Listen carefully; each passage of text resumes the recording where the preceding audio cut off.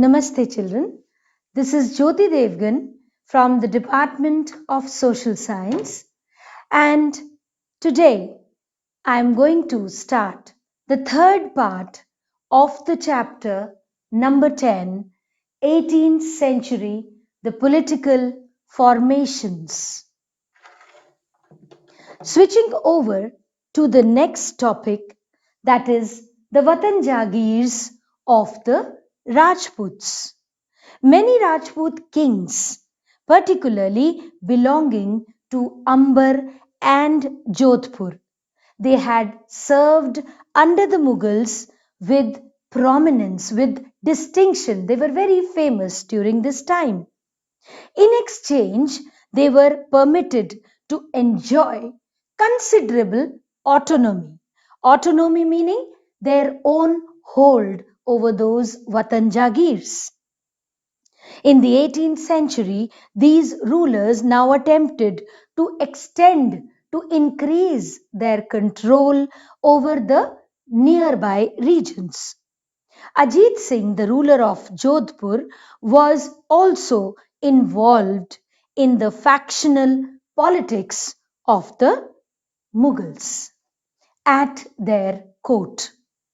These influential Rajput families, they claimed the Subadari of the rich provinces of Gujarat and Malwa.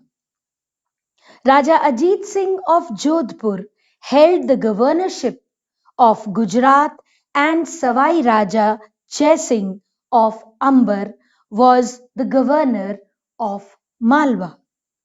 These officers were renewed by the Emperor Jahandar Shah in 1713 AD. They also tried to extend their territories by seizing portions of imperial territories neighboring their Watan, that is their own area. Nagaur was conquered and taken away to the house of Jodhpur, while Amber seized large portions of Bundi. Savai Raja Jai Singh founded his new capital at Jaipur, and was given the Subedari of Agra in 1722. The Maratha campaigns into Rajasthan from 1740s put a lot of pressure on these rulers and checked their further expansion. Now, after seizing independence, the Sikhs for some time became independent.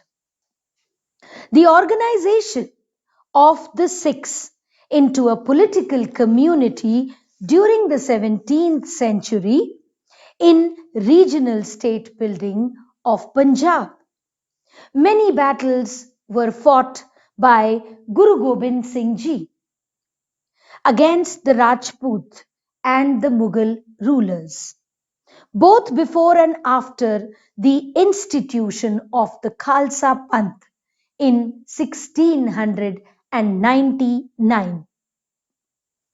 After his death in 1708, the Khalsas, they rose in a revolt against the Mughals under Banda Bahadur's leadership, declared their sovereign rule by striking the coins in the name of Guru Nanak and Guru Gobind Singh Ji, and established their own administration between the Satluj and Jamuna. Banda Bahadur was captured in 1715 and he was killed in 1716.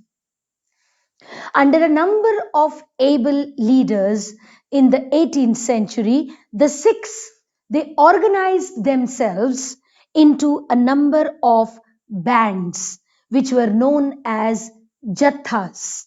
and later on they were called missiles.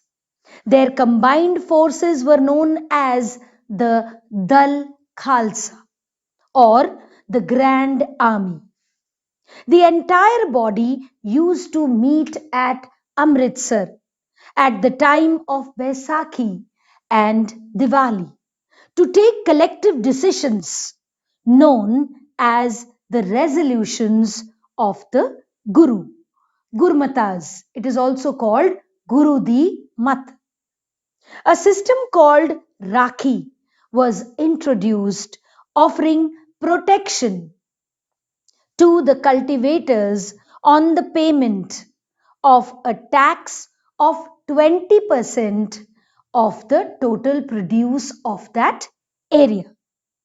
Now, Guru Gobind Singh Ji had inspired the Khalsas with the belief that their destiny, their fate was to rule, and that is why we read Raj Karega Khalsa.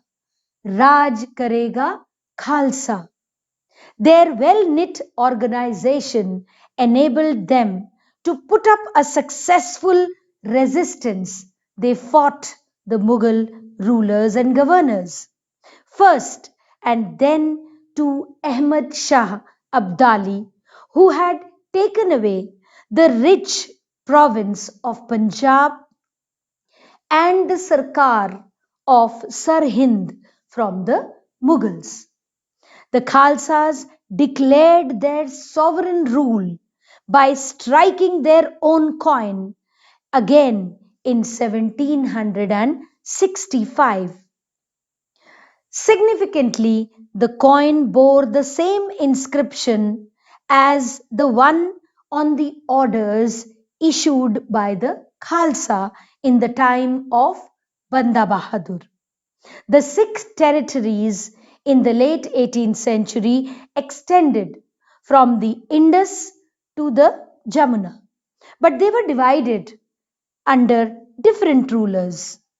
One of them was Raja Ranjit Singh, who reunited these groups and established his capital at Lahore in 1799. That's all in the third video of this chapter, 18th century political formations. See you in the next video.